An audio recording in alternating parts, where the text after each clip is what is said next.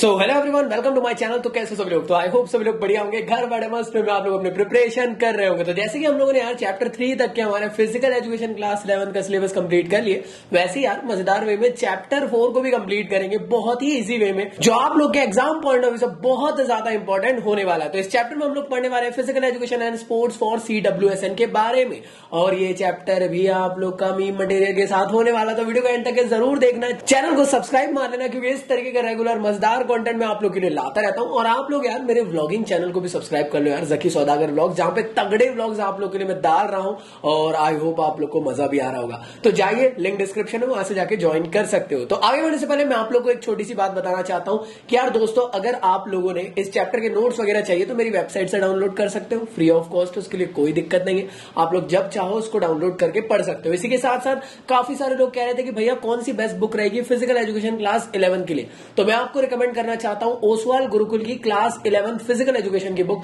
जो बहुत ही तगड़ी बुक है, आपके एग्जाम पॉइंट ऑफ व्यू से बहुत अच्छी बुक रहेगी।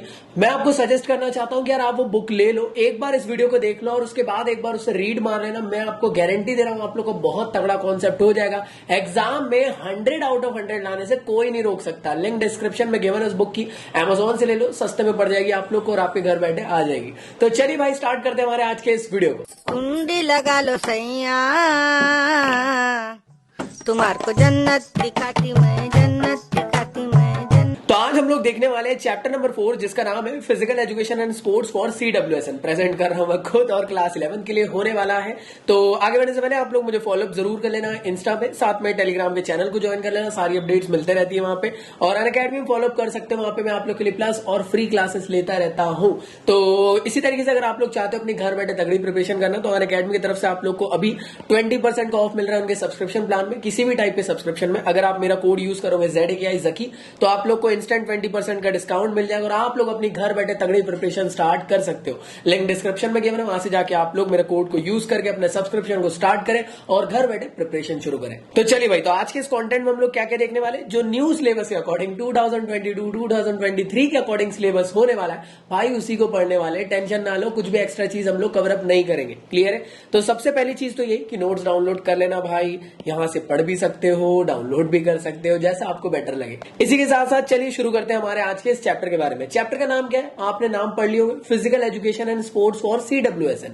अब यहाँ पे एक वर्ड यूज हो रहा है CWSN, ये क्या है? तो ये है children with the special need. मतलब क्या? ऐसे बच्चे जो दिव्यांग हैं, उनके बारे में हम लोग बात करने वाले। तो पहली चीज तो ये कि इस वीडियो में मैं मीम कम से कम रखूंगा, बिकॉज ये दिव्यांग लोगों के लिए एटलीस्ट हम लोग को उनकी रिस्पेक्ट करना चाहिए, इस वजह से इसमें मीम्स वगैरह कम रहेंगे। तो चलिए स्टार्ट करते हैं हमारे चैप्टर के बारे में। तो जैसे आप लोग जानते हो कि दिव्यांग लोगों को एंशिएंट टाइम में या फिर पहले के टाइम पे ऐसा माना जाता था कि यार वो हमारे जैसे फिट नहीं है, उनको पार्टिसिपेशन का राइट नहीं है कि यार वो लोग स्पोर्ट्स में पार्टिसिपेट कर सकते हैं। उनको एक किस्म से यार अलग टाइप के सिटीजन मानकर रखा जाता था, उनको सही तरीके से ट्रीट नहीं किया जाता था। बट आज के इस मॉडर्न वर्ल्ड में ऐसा नहीं है। जितने भी डिफरेंशियली एबल्ड पर्सन है, जो दिव्यांग लोग हैं, उन लोग के पास भी राइट टू पार्टिसिपेट है कि वो लोग भी फिजिकल एजुकेशन और स्पोर्ट्स में भी पार्टिसिपेट कर सकते हैं और अपने देश का नाम आगे बढ़ा सकते हैं। तो अगर कोई भी दिव्यांग पर्सन आज के टाइम में चाहता है कि इंडिया को रिप्रेजेंट करना, तो वो पैरा ओलंपिक वगैरह में या डिफरेंट टाइप के इस तरीके के और जो इवेंट्स होते हैं जो स्पेशली दिव्यांग लोगों के लिए रहते हैं, उसमें पार्टिसिपेट करके इंडिया का नाम भी आगे बढ़ा सकते हैं। तो कभी भी हमें ना, जितने भी दिव्यांग लोग मिलते हैं उनकी कहीं ना कहीं इज्जत करनी चाहिए और साथ में उनको मोटिवेट करना चाहिए कि यार जिंदगी में उनका सब कुछ खत्म नहीं हुआ। आज के टाइम में अगर उनके अंदर कैपेबिलिटी है, उनके अंदर क्वालिटी है, तो वो इंडिया का नाम रिप्रेजेंट कर सकते हैं, अपने आप को और ज्यादा बेटर बना सकते हैं और एक बेस्ट लेवल पे ले जा सकते हैं। तो ये सभी हम लोग देखने वाले। तो अब देखो, मैंने 2-3 बार कह दिया डिफरेंशियली एबल्ड, मतलब डिसेबिलिटी, डिसेबल, ऐसी कुछ बातें हो रही है। तो आइए जानते हैं कि आखिर डिसेबिलिटी क्या होती है। तो डिसेबिलिटी बेसिक लैंग्वेज में समझाने की कोशिश करूं तो क्या है, देखो समझने की कोशिश करना। डिसेबिलिटी का मतलब क्या? आपकी बॉडी के फंक्शंस में अगर लिमिटेशंस लग जाते हैं तो वो एक किस्म की डिसेबिलिटी है। फॉर एग्जांपल, जैसे मेरा हाथ काम करना बंद कर दिया, तो मैं इस पेन को यहां से उठा के यहां नहीं रख पाऊंगा ना, हाँ या ना? मतलब क्या हुआ, मेरे फंक्शंस में लिमिटेशंस लग गए। तो डिसेबिलिटी क्या है? एक किस्म का ऐसा प्रॉब्लम है जिसमें आपकी बॉडी के फंक्शंस में लिमिटेशंस लग जाते हैं, उसे हम लोग डिसेबिलिटी कहते हैं। अब आप बोलोगे भैया हमारे स्कूल में तो कुछ और बताए थे, मैंने कहीं और से वीडियो देखा तो उसमें कुछ और बताए थे, ऐसा क्यों? तो ऐसा कहा जाता है कि डिसेबिलिटी को हम लोग प्रॉपर वे में डिफाइन नहीं कर सकते, क्योंकि दुनिया में अलग अलग तरीके से डिसेबिलिटी को डिफाइन किया जाता है। यहां तक ये क्लियर है? तो याद रखना, डिसेबिलिटी सिर्फ और सिर्फ फिजिकल नहीं होती। हम बोलते ना यार कि अगर कोई गिर विर गया और वो डिसेबल हो गया, ऐसा नहीं है। इसके अलावा भी डिसेबिलिटी हो सकती है, कॉग्निटिव डिसेबिलिटी हो सकती है, डेवलपमेंटल डिसेबिलिटी हो सकती है, इंटेलेक्चुअल हो सकती है, मेंटल डिसेबिलिटी हो सकती है, फिजिकल डिसेबिलिटी, और इसके अलावा भी डिफरेंट डिफरेंट टाइप की डिसेबिलिटी हो सकती है। तो जैसे मैंने आप लोग से कहा कि डिसेबिलिटी का मतलब क्या, the disability means inability to do work, that is called as disability. या आप लोग कह सकते हो क्या बेसिकली, क्या डिसेबिलिटी एक ऐसा फंक्शनल लिमिटेशन है या रिस्ट्रिक्शन है of an individual ability to perform the activity. ये कहलाता है आप लोग का डिसेबिलिटी। आई होप तुम लोग को समझ में आ रहा होगा मैं क्या क्या समझा रहा हूं, कंफ्यूज तो नहीं हो रहे। अब देखो, मैंने कहा कि डिसेबिलिटी सिर्फ एक टाइप की नहीं होती, मतलब कि इसके डिफरेंट डिफरेंट टाइप्स होंगे। तो आइए जानते। तो जो सबसे पहली टाइप है डिसेबिलिटी का वो है कॉग्निटिव डिसेबिलिटी, सेकंड होता है इंटेलेक्चुअल डिसेबिलिटी, और लास्ट में फिजिकल डिसेबिलिटी। मेनली काफी सारे लोग सच बताना, आप लोग को भी यही लगता होगा ना कि यार डिसेबिलिटी तो सिर्फ एक ही टाइप की होती है, फिजिकल वाली। ये दो नए में क्या है, आइए इसको भी जानते हैं। तो सबसे पहले देखने वाले हम लोग कि आखिर ये कॉग्निटिव डिसेबिलिटी क्या चीज है, काफी बार पूछा जाता है। तो कॉग्निटिव डिसेबिलिटी एक किस्म का न्यूरोलॉजिकल डिसऑर्डर है, जहां पे अगर किसी इंडिविजुअल को ये डिसेबिलिटी हो जाती है तो उसके साथ प्रॉब्लम किस तरीके की फेस होती है मैं आपको समझाता हूं। जैसे आपने तारे जमीन पर मूवी देखे, उस मूवी में वो बच्चा जो कैरेक्टर प्ले करता है उसको कहीं ना कहीं कॉग्निटिव डिसेबिलिटी रहती है। उनके जो टीचर है वो उसको कुछ समझाते तो उसको समझ में नहीं आता, उसको टीचर बोलते रीड करो, वो रीड नहीं कर पाता, उसको कहते कि इसको समझाने की कोशिश करो, वो समझा नहीं पाता, वो बात नहीं कर पाता, लिख नहीं पाता, लिखने में प्रॉब्लम होता, वो बी को इस तरीके से लिखता कुछ और डी को कुछ इस तरीके से लिखता है, कहीं ना कहीं इस टाइप की प्रॉब्लम्स आ रही है, वो कहलाती है कॉग्निटिव डिसेबिलिटी। इसका मतलब क्या कि जिस भी इंडिविजुअल को ये प्रॉब्लम होती है वो यार इंफॉर्मेशन को स्टोर नहीं कर पाता है, इंफॉर्मेशन को प्रोसेस नहीं कर पाता है, और उस इंडिविजुअल पॉइंट ऑफ व्यू से बोल नहीं पाता है, अच्छे से लिख नहीं पाता है, बात नहीं कर पाता है, रीड नहीं कर पाता है, इस टाइप की ये प्रॉब्लम होती है। अब आप बोलोगे कि यार भैया ये डिसेबिलिटी को कैसे देखें कि यार किसके अंदर है, ये एक इनविजिबल फॉर्म की डिसऑर्डर है, आप किसी को देखकर ये नहीं कह सकते कि यार इसको ये डिसेबिलिटी होगी। तो मैं ये कह सकता हूं कि कॉग्निटिव डिसेबिलिटी एक ऐसे टाइप की डिसेबिलिटी है जो इनविजिबल फॉर्म की होती है। यहां तक ये क्लियर है? अब इसके अंदर कुछ आप लोग को अलग टाइप के सिम्टम्स दिखते होंगे। सबसे पहला तो आप लोग को दिखता होगा मेमोरी डिसऑर्डर, मतलब आपको याद नहीं रह पा रहा, समझ में नहीं आ रहा क्या हो रहा है क्या नहीं, समझ में आ रहा है ना, मेमोरी टाइप का जो प्रॉब्लम है उस टाइप का आप लोग का इसके अंदर देखा जाएगा। दूसरी चीज है हाइपर एक्टिविटी।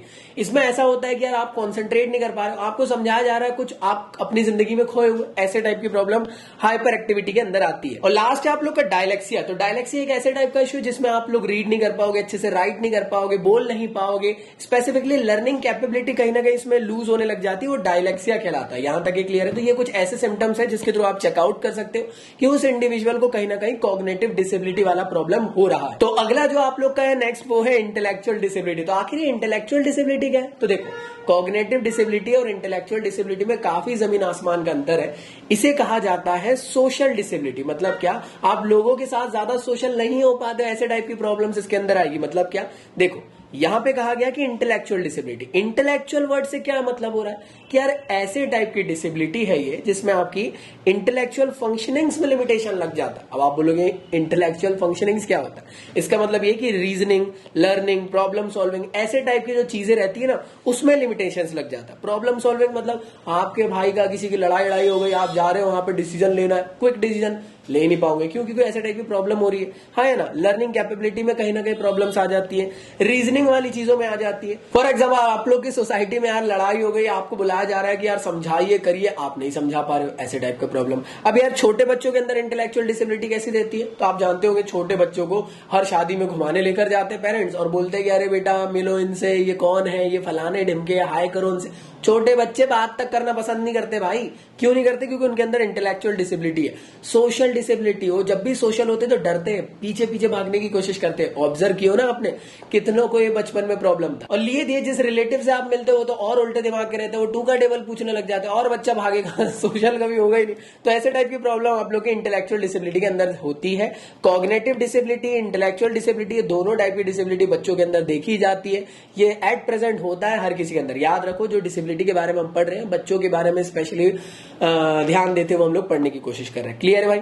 आगे बढ़ते हैं। अगला आप लोग का फिजिकल डिसेबिलिटी। बेसिक सी बात है यार कि अगर कोई एक्सीडेंट हो गया, कोई इंजरी हो गई, उसके वजह से बॉडी पार्ट के फंक्शंस में रिस्ट्रिक्शन लग जाना, वो आप लोग का फिजिकल डिसेबिलिटी कहलाएगा। अब ये बचपन से भी हो सकता है, एक्सीडेंट की वजह से भी हो सकता है, इसके डिफरेंट डिफरेंट कॉजेज भी हो सकते हैं। यहां तक क्लियर है? अब देखो, ऐसा नहीं है कि सिर्फ चोट लग जाना इन सब की वजह से, इसके अलावा और भी चीजें हो सकती है, जैसे आंखों में दिखाई नहीं दे पाना, या फिर रेस्पिरेटरी डिसऑर्डर हो जाना, या सेंसरी इंपेयरमेंट हो जाना, ये सब भी इसके अंदर आप लोग का आएगा।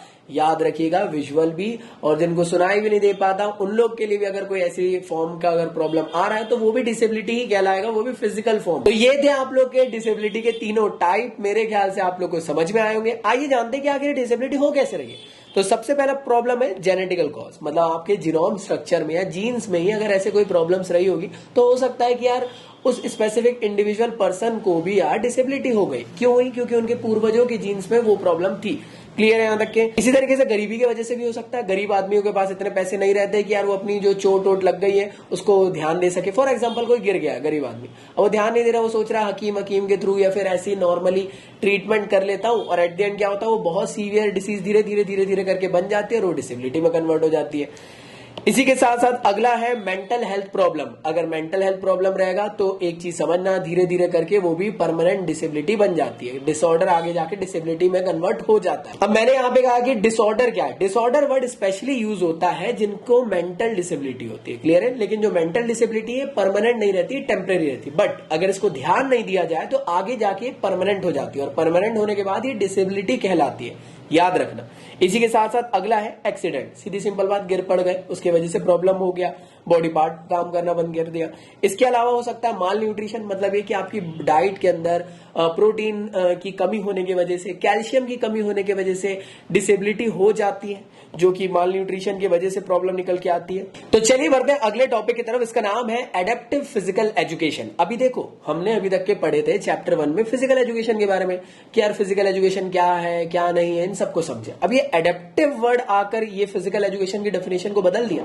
हाँ जी, फिजिकल एजुकेशन हम लोग यहाँ पे ऐसे टाइप का पढ़ने वाले जो स्पेशली किसके लिए हो, ऐसे लोगों के लिए जो डिसेबल पर्सन है। मतलब एडेप्टिव फिजिकल एजुकेशन एक ऐसे टाइप का प्रोग्राम डिजाइन किया गया है उस इंडिविजुअल डिसेबल पर्सन के लिए, सो दैट उनका मेंटल, फिजिकल, इमोशनल और साथ ही साथ सोशल डेवलपमेंट हो सके। तो समझ में आया?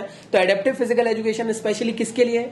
डिसेबल पर्सन के लिए। फिजिकल एजुकेशन की डेफिनेशन याद है? तो एडेप्टिव फिजिकल एजुकेशन की डेफिनेशन में आखिरी में फॉर डिसेबल पर्सन या डिसेबल इंडिविजुअल्स के लिए लिख देना, या डिफरेंशियली एबल्ड, अलग अलग टर्मिनोलॉजी आप कोई भी यूज कर दोगे, कोई दिक्कत नहीं। अब ये प्रोग्राम को क्यों डिजाइन किया है, इसका एम क्या है? इसका बेसिक एम ये है कि यार जो भी डिसेबल पर्सन है उसको ज्यादा से ज्यादा फिजिकल एजुकेशन की तरफ लेकर आना, सो दैट अगर उनकी डिसेबिलिटी है तो कहीं ना कहीं उससे थोड़ा सा वो ठीक हो सके। इसी के साथ साथ यार वो ज्यादा से ज्यादा एक्टिव हो सके अपनी लाइफस्टाइल में, उनका मेंटल, इमोशनल, फिजिकल और सोशल ग्रोथ हो सके। तो ये सभी का सभी एडेप्टिव फिजिकल एजुकेशन का एम होता है। आइए जानते हैं इनके ऑब्जेक्टिव क्या होते हैं। सीधी सिंपल बात, जो भी इंडिविजुअल जो डिसेबल पर्सन है उनकी मोटर स्किल को डेवलप करना इसका मेन एम या ऑब्जेक्टिव होता है। इसी के साथ साथ उस इंडिविजुअल की फिजिकल फिटनेस और ज्यादा बेटर हो सके, क्योंकि यार डिसेबल पर्सन है, वो अपनी बॉडी पे केयर नहीं कर रहा है। अगर वो फिजिकल एजुकेशन में आएगा तो एक्सरसाइज करेगा, एक्टिविटी में पार्टिसिपेट करेगा, मसल्स उसके कहीं ना कहीं यार एक्टिव होगी, तो फिजिकली एक्टिव तो होगा वो डेफिनेटली।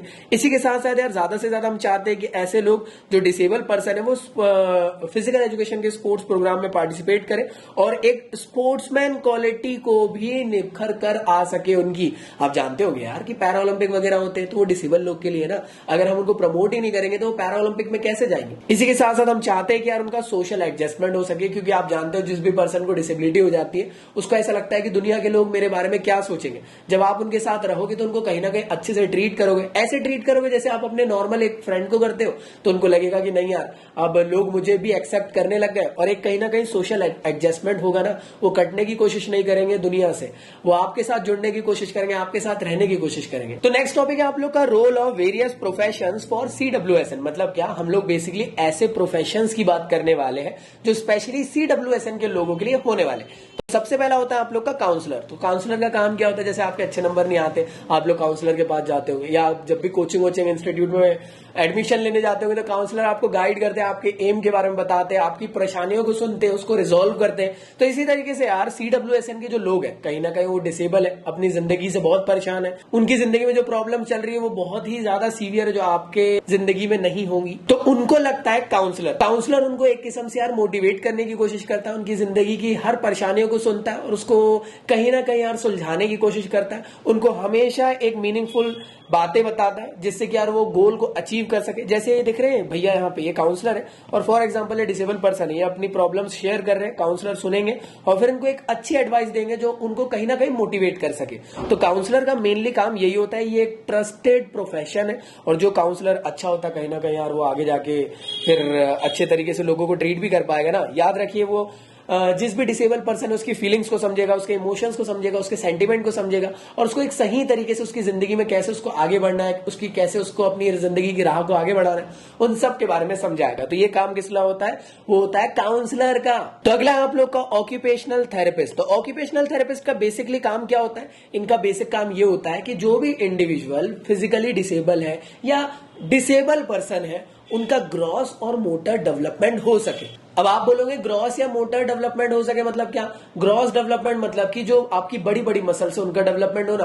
फाइन मोटर डेवलपमेंट का मतलब क्या जो आपकी छोटे छोटे हाथ की मसल्स है इन सबका डेवलपमेंट। आप जानते हो कि यार जो डिसेबल पर्सन है उनकी बॉडी का डेवलपमेंट अच्छे से नहीं हो पाता, तो ये चाहते हैं कि स्पेशली वो अपनी हेल्थ पे ध्यान दे, अपनी बॉडी पे ध्यान दे, सो दैट वो ज्यादा से ज्यादा एक्टिव रह सके। क्लियर है? तो वो चाहते हैं कि यार वो ज्यादा से ज्यादा अलग अलग टाइप की एक्टिविटीज में पार्टिसिपेट करें, सो दैट उनकी बॉडी का ओवरऑल मोटर स्किल बढ़ेगा, या मैं कह सकता हूं मोटर डेवलपमेंट होगा। फाइन मोटर के साथ साथ आप लोग का जो ग्रॉस मोटर है वो भी, जैसे यहाँ पे दिख रहा है आप लोग को, ये थेरेपिस्ट है, ये बॉल से खिलवा रहे हैं, ये फॉर एग्जांपल डिसेबल बच्ची है, तो जिससे कि यार इसका डेवलपमेंट हो सके। मेरे ख्याल से यहाँ तक क्लियर है। अगला होता है फिजियोथेरेपिस्ट। मेरे ख्याल से आप लोगों ने सुने होंगे आपके मम्मी पापा से। तो फिजियोथेरेपिस्ट का बेसिकली काम ये होता है कि अगर किसी को चलने फिरने में दिक्कत आ रही है, उनके मूवमेंट के अंदर में डिसऑर्डर आ गया है, तो उसको ठीक करने की कोशिश करते हैं। अलग अलग टाइप की मसाजेस बताएंगे आपको, अलग अलग टाइप की ट्रीटमेंट बताएंगे, अलग अलग तरीके के यार ये इलेक्ट्रोथेरेपी, हाइड्रोथेरेपी, अलग अलग फॉर्म की एक्सरसाइज बताएंगे, सो दैट आप लोग की जो बॉडी का मूवमेंट सही तरीके से नहीं हो पा रहा है उनको सही करने की कोशिश करेंगे। तो स्पेशली जो डिसेबल पर्सन है उन लोग के साथ प्रॉब्लम्स तो रहता ही है, हो सकता है उनको कोई बॉडी पार्ट वर्क नहीं कर रहा है, तो उनको कोशिश करेंगे कि वो अपनी बॉडी को कोशिश करेंगे कि वो इंडिविजुअल पर्सन कैसे अपनी बॉडी को बैलेंस कर सके। तो ये सब काम फिजियोथेरेपिस्ट का होता है। याद रखिएगा, ये मूवमेंट और फंक्शंस जो रहते हैं ना बॉडी के, उस पे बेसिकली ये फोकस करते हैं कि यार उनका जो मूवमेंट डिसऑर्डर है वो ठीक हो सके। अगली बात करते हैं फिजिकल एजुकेशन का टीचर। तो ये क्या होता है, ये हर स्कूल में आप लोग को मिलेंगे, ये स्पेशली ध्यान देंगे। आप देखते होंगे यार एक नॉर्मल पर्सन और डिसेबल पर्सन को कहीं ना कहीं फिजिकल एजुकेशन के टीचर ज्यादा ध्यान देते हैं। वो क्या करते हैं कि यार ज्यादा से ज्यादा यार वो जो पर्सन डिसेबल है वो एक्टिव रहे, उनको भी स्पोर्ट्स में पार्टिसिपेट कराया जा सके, और इसी के साथ साथ जो यार वो टेंशन में है, डिप्रेशन में, एंजाइटी में, वो सब दूर हो सके। ये सब काम कौन करेगा? तो ये सब काम कौन करेंगे? फिजिकल एजुकेशन के टीचर। ये क्या करेंगे? डिफरेंट टाइप के फिजिकल एक्टिविटीज ऑर्गेनाइज करेंगे, सो दैट जो डिसेबल पर्सन है वो लोग पार्टिसिपेट करें और वो लोग भी अपनी जिंदगी में एक्टिव रह सके। तो इनका बेसिक काम है, ज्यादा आप लोग डरना नहीं। अगली चीज है स्पेशल एजुकेटर। फॉर एग्जांपल कोई एक इंडिविजुअल पर्सन है, उनको आपको ठीक करना है, उनको उनकी जिंदगी में एक्टिव बनाना है, लाइफस्टाइल बेटर करना है। तो जैसे जिम जाते होंगे तो एक किस्म से आप लोग क्या करते हो, पर्सनल ट्रेनर लेते हो ना। तो पर्सनल ट्रेनर कौन है? एक किस्म से आपका पर्सनली ख्याल रखेंगे, आपकी बॉडी पार्ट के अंदर में किस तरीके का मूवमेंट कर रहे हो, आप कुछ गलत फॉर्म तो नहीं कर रहे हो, आपको पूरी तरीके से ट्रीट करेंगे। तो वैसे ही एक स्पेशल एजुकेटर होता है जो स्पेशली फोकस्ड रहते हैं किसके ऊपर? जो डिसेबल पर्सन है वो उस इंडिविजुअल की फिजिकल एक्टिविटीज पे फोकस करेंगे, उनकी जिंदगी में उनको और ज्यादा एक्टिव बनाने की कोशिश करेंगे, उनका ओवरऑल डेवलपमेंट कराने की कोशिश करेंगे। वो ये काम किसका होता है? फिजिकल एजुकेशन नहीं, स्पेशल एजुकेटर का काम। यहां तक क्लियर है? तो आई होप आप लोग को ये सभी चीजें समझ में आ चुकी होंगी। अब मैं आपसे बस एक छोटी सी रिक्वेस्ट करता हूं, ओसवाल गुरुकुल की जो बुक मैंने आप लोग को रिकमेंड किया उसको एक बार रीड कर लो। मेरी गारंटी है आप लोग को सब चीज समझ में आ जाएगी, और हमने सारे टॉपिक जो सिलेबस के पॉइंट ऑफ व्यू से वो सब कंप्लीट कर लिए, और एग्जाम में आप लोग को फुल आउट ऑफ फुल लाने से कोई नहीं रोक सकता। तो बस आप लोग को फोकस्ड होकर पढ़ाई करना है, बुक में एक बार रीड कर लो, अच्छे से आप लोग को सब चीज कवर अप हो जाएंगी। लिंक डिस्क्रिप्शन में गिवन है, वहां से जाके आप बुक ले सकते हो। इसी के साथ साथ आप लोग लोग मुझे फॉलो अप कर सकते हो ऑन अकेडमी में, जहां पे मैं आप लोग के लिए प्लस और फ्री क्लासेस लाता रहता हूं। और आप लोग इंस्टा में भी मुझे फॉलो अप कर सकते हो, बहुत ही मजेदार कंटेंट वहां पे भी डालता रहता हूं। मेरे व्लॉगिंग चैनल को ज्वाइन कर लेना, जहां पे आप लोग को मस्ती मजे वाले कंटेंट वहां पे भी आता रहता है। और टेलीग्राम के चैनल और ग्रुप को भी ज्वाइन कर लेना, क्योंकि हमारा तो लंबा सफर है। क्लास 12th में भी आप लोग मेरे साथ मिलोगे तो हमेशा अपडेट्स आप लोग को मिलते रहेगी मेरे चैनल के थ्रू। तो लिंक डिस्क्रिप्शन में गिवन है, वहां से जाके ज्वाइन करें। तो चलिए एंड करते हैं हमारे आज के इस वीडियो को। मिलता हूं मैं नेक्स्ट वीडियो में, जब तक के लिए गुड बाय। पढ़ाई करते रहे, सदा सेक्सी रहे मेरे स्टूडेंट्स, मेरी जान। Bye bye.